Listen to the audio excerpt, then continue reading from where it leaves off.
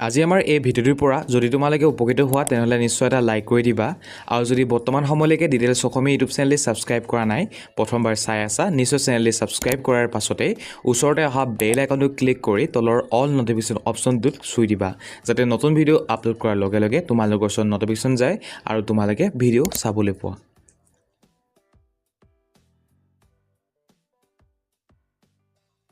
নমস্কাৰ, আজি আমি তোমালোকৰ সৈতে আলোচনা কৰিবলৈ লৈছোঁ তোমালোকৰ অসমীয়া পাঠ্যপুথিৰ প্ৰথমটো লেচন যাৰ নাম হৈছে ধনৰ ব্যৱহাৰ, লেখক সত্যনাথ বৰা। এই লেচনটোৰ পাঠভিত্তিক যিখিনি প্ৰশ্ন আছে সেইখিনি তোমালোকৰ সৈতে আলোচনা কৰিম। নিশ্চয় ভিডিঅ'টো তোমালোকে সম্পূৰ্ণৰূপে চাই থাকিবা। গতিকে আহা আৰু সমনষ্ট নকৰি ভিডিঅ'টো আৰম্ভ কৰোঁ। আৰ্হি প্ৰশ্ন আমাক কৈছে অতি চমু প্ৰশ্ন, প্ৰতিটো প্ৰশ্ন মূল্যাংক 1। অৰ্থাৎ তোমালোকৰ পৰীক্ষাত যদি ইয়াৰ পৰা প্ৰশ্ন আহে ক নম্বৰখিনিৰ পৰা তেনেহ'লে 1 নম্বৰীয়া প্ৰশ্ন আহিব, সেয়েহে তাত লিখি দিছে প্ৰতিটো প্ৰশ্ন মূল্যাংক 1 বুলি। ঠিক আছে, এতিয়া চোৱা 1 নম্বৰৰ প্ৰশ্নটো কি কৈছে, কৃপণ লোকৰ 2 ধৰ্ম কি কি? গতিকে ইয়াৰ উত্তৰ হ'ব কৃপণ লোকৰ 2 ধৰ্ম হ'ল লাজ ঢকা আৰু পাণ পৰ্বতোৱা। বেগেটত মই লিখি দিছিলোঁ ইয়াৰ অৰ্থটো, অৰ্থাৎ কেৱল জীয়াই থাকিবলৈ প্ৰয়োজনীয় খৰচখিনি কৰা। আৰু বেকেটত যিটো লিখি দিছোঁ মই সেইটো নিলিখিলেও হ'ব তোমালোকে, ঠিক আছে, মাত্ৰ লাজ ঢকা আৰু পাণ পৰ্বতোৱা লিখিলেই হ'ব, কাৰণ 1 নম্বৰীয়া প্ৰশ্ন হয়। গতিকে ইমান আমি দীঘলকৈ লিখিব নালাগে, মাত্ৰ তোমালোকে লিখিবা যে লাজ ঢকা আৰু পাণ পৰ্বতোৱা বুলি, ঠিক আছে। আৰু বেকেটত মই এইকাৰণে লিখিছোঁ যাতে তোমালোকে বুজি পোৱা। এতিয়া চোৱা 2 নম্বৰৰ প্ৰশ্নটো, অৰ্থ ব্যৱহাৰৰ মূল মন্ত্ৰ কি? গতিকে ইয়াৰ উত্তৰ হ'ব আয় অনুসৰি খৰচ কৰাই হ'ল অৰ্থ ব্যৱহাৰৰ মূল মন্ত্ৰ। তাৰপাছত 3 নম্বৰৰ প্ৰশ্নটো কৈছে দৰিদ্ৰ হোৱা চিন কেনেকুৱা? ইয়াৰ উত্তৰ হ'ব আয় অলপ আৰু খৰচ সৰহ হোৱাটোৱে দৰিদ্ৰ হোৱা চিন। তাৰপাছত 4 নম্বৰ প্ৰশ্নটো কৈছে মানুহৰ ঋণ কেতিয়া হয়? মানুহৰ ঋণ তেতিয়া হয় যেতিয়া তেওঁ নিজৰ উপাৰ্জনতকৈ বেছি খৰচ কৰে। তাৰপাছত 5 নম্বৰ প্ৰশ্নটো কৈছে কোন প্ৰকাৰৰ খৰচ গুপ্ত শত্ৰুৰ নিচিনা? এতিয়া উত্তৰ চোৱা, খুচুৰীয়া খৰচ গুপ্ত শত্ৰুৰ নিচিনা, কাৰণ গম নোপোৱাকৈ মানুহৰ অনিষ্ট কৰে। গতিকে এই 5টা 1 নম্বৰীয়া। এতিয়া চোৱা খ নম্বৰখিনি, য'ত আমাক দিছে চমু প্ৰশ্ন, প্ৰতিটো প্ৰশ্ন মূল্যাংক 2 অথবা 3, অৰ্থাৎ পৰীক্ষাত 2 বা 3 মাৰ্কছৰ কাৰণে আহিব। 1 নম্বৰ প্ৰশ্নটো চোৱা এতিয়া, ধনৰ 2 প্ৰকাৰৰ ব্যৱহাৰ কি কি? ইয়াৰ উত্তৰ হ'ব ধনৰ 2 প্ৰকাৰৰ ব্যৱহাৰ হ'ল প্ৰথম, ধনেৰে নিজৰ সুখ সম্পদৰ আহিলা গোটাই লৈ উপভোগ কৰিব পাৰি। দ্বিতীয়, ধনেৰে বিপদত পৰা লোকক সহায় কৰি বা বিদ্যালয় চিকিৎসালয় আদি স্থাপন কৰি জনকল্যাণমূলক কাম কৰিব পাৰি। গতিকে এই দুটা হৈছে ধনৰ প্ৰকাৰ, ঠিক আছে। তাৰপাছত 2 নম্বৰ প্ৰশ্নটো চোৱা, কৃপণ লোকে আন মানুহে ধন খৰচ কৰিলে কিয় সহিব নোৱাৰে? উত্তৰ মন কৰা, কৃপণ লোকৰ বিবেচনাত ধনৰ মূল্য কামতকৈ বহু বেছি। তেওঁলোকৰ মতে ধন খৰচ কৰাটো এটা অপব্যয় বা উদ্ভণ্ডালি। সেয়েহে আনে কোনো সৎ কামত বা উৎসৱত ধন ভাঙিলে তেওঁলোকে সহ্য কৰিব নোৱাৰে আৰু নানা আওফা দেখুৱাই বাধা দিবলৈ চেষ্টা কৰে। এতিয়া চোৱা 3 নম্বৰ প্ৰশ্নটো, লেখকৰ মতে কোন দুটা বৃত্তি সলিওৱাৰ বাবে অলপ ধন লাগে? উত্তৰ হ'ব লেখকৰ মতে সজ বৃত্তি যেনে দয়া আৰু অসজ বৃত্তি যেনে অহংকাৰ বা লোভ, এই দুয়োটা বৃত্তি চৰিতাৰ্থ কৰিবৰ বাবে অলপ হ'লেও ধনৰ প্ৰয়োজন হয়। গতিকে 3 নম্বৰ প্ৰশ্নৰ উত্তৰ এনেকৈ লিখিবা। তাৰপাছত 4 নম্বৰ প্ৰশ্নটো চোৱা, কি দুটা কাৰণত মানুহে কৃপণালি কৰে? মানুহে মূলতঃ 2টা কাৰণত কৃপণালি কৰে। 1 নম্বৰ, পৃথিৱীত বহুত ধন এৰি গৈ এটা খ্যাতি ৰাখিবৰ বাবে। 2 নম্বৰ, সন্তান সন্ততিৰ বাবে এটা অক্ষয় ধনৰ ভাণ্ডা বান্ধি থৈ যাবৰ বাবে। গতিকে এই 2টা কাৰণতে মানুহে কৃপণালি কৰে, তোমালোকে লিখি ল'বা। তাৰপাছত 5 নম্বৰটো চোৱা, কৃপণ আৰু ধোঁৱাখুলীয়াৰ মাজত থকা পাৰ্থক্য 2টা লিখা। 1 নম্বৰ, ব্যয়ৰ ধৰণ। কৃপণে ধন থাকোঁতেও খৰচ কৰিব নিবিচাৰে আৰু কেৱল সঞ্চয় কৰে। আনহাতে ধোঁৱাখুলীয়া মানুহে নিজৰ উপাৰ্জনৰ কথা চিন্তা নকৰাকৈ যধে মধে ধন খৰচ কৰে। 2 নম্বৰ, মানসিকতা। কৃপণৰ বাবে জমা ধনেই সুখ, কিন্তু ধোঁৱাখুলীয়াৰ বাবে ধন এটা বোজা স্বৰূপ। তাক খৰচ নকৰিলে তেওঁ শান্তি নাপায়। গতিকে এইকেইটা খ নম্বৰীয়া প্ৰশ্ন তোমালোকে লিখি ল'বা। এতিয়া চোৱা গ নম্বৰখিনি, য'ত দিছে দীঘল প্ৰশ্ন, প্ৰতিটো প্ৰশ্ন মূল্যাংক 4 অথবা 5। 1 নম্বৰ প্ৰশ্নটো আমাক কৈছে, অশিক্ষিত মানুহে ধন খৰচ কৰাৰ কৌশল সম্পৰ্কে কেনে ধাৰণা কৰে লিখা। উত্তৰ চোৱা, লেখক সত্যনাথ বৰাৰ মতে অশিক্ষিত বা সামান্য শ্ৰেণীৰ মানুহৰ মাজত ধনৰ ব্যৱহাৰক লৈ এক ভুল ধাৰণা প্ৰচলিত আছে। তেওঁলোকৰ দৃষ্টিত যি মানুহে ধুমধামকৈ বা অপব্যয়ভাৱে ধন খৰচ কৰিব পাৰে তেওঁৱেই প্ৰকৃত বড়লোক। তেওঁলোকে ধন খৰচ কৰাটোক এক মহতালিৰ কাম বুলি গণ্য কৰে। আনকি কোনো চোৰে চুৰ কৰি অনা ধন খৰচ কৰিলেও তেওঁলোকৰ চকুত চমক লাগে।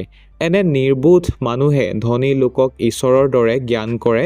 তেওঁলোকৰ মান অপমান বা ভাল বেয়াৰ কোনো বোধ নাথাকে। তেওঁলোকে ধনীৰ অত্যাচাৰক প্ৰতাপ, কুকৰ্মক ধেমালি আৰু মাৰ কিলক আদৰ বুলি ভাবে। কেৱল এনে এচাম নিৰ্বোধ মানুহৰ প্ৰশংসা পাবলৈ যিসকলে নিজৰ হিতাহিত জ্ঞান হেৰুৱাই অযুগত খৰচ কৰে, তেওঁলোকক লেখকে আও নিৰ্বোধ বুলি অভিহিত কৰিছে। গতিকে আমি 1 নম্বৰ প্ৰশ্নটোৰ উত্তৰ এনেদৰে লিখিব পাৰোঁ, তোমালোকে লিখি ল'বা। এতিয়া চোৱা 2 নম্বৰৰ প্ৰশ্নটো, য'ত আমাক কৈছে অসজ বৃত্তিধাৰী কৃপণ লোকৰ জীৱন প্ৰণালী কেনেকুৱা হয় আলোচনা কৰা। উত্তৰ চোৱা, লেখক সত্যনাথ বৰাৰ মতে এচাম কৃপণ লোক আছে যাৰ সজ বৃত্তিবোৰ মৰি গ'লেও অসজ বৃত্তিবোৰ অতি প্ৰবল থাকে। এই শ্ৰেণীৰ লোকে নিজৰ ধন খৰচ নকৰাকৈ আনৰ খৰচত নিজৰ কামনা বাসনা পূৰণ কৰিবলৈ সদায় যত্ন কৰে। তেওঁলোকৰ জীৱন প্ৰণালী অতি অদ্ভুত।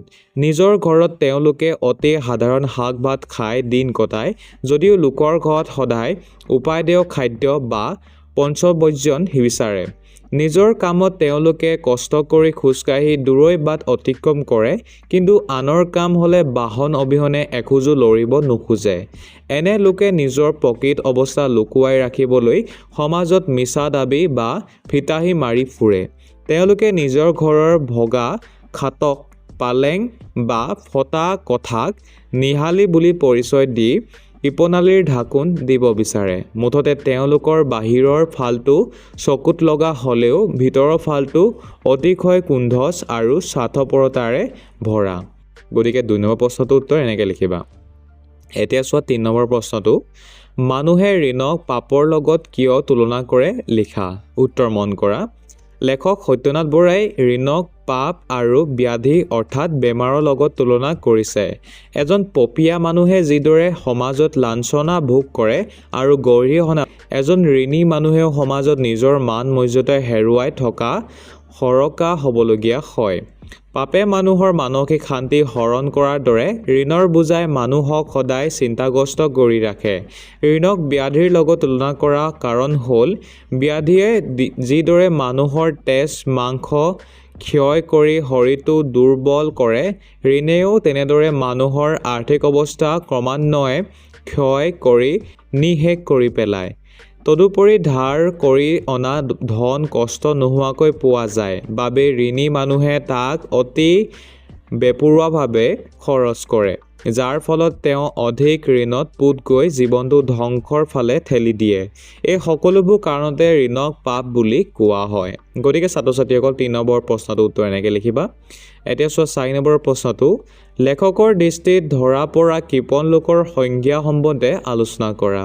উত্তৰ, লেখক সত্যনাথ বৰাৰ মতে যি মানুহে ধন থাকোঁতেও তাৰ উচিত ব্যৱহাৰ নকৰে তেওঁৱে আচলতে কৃপণ।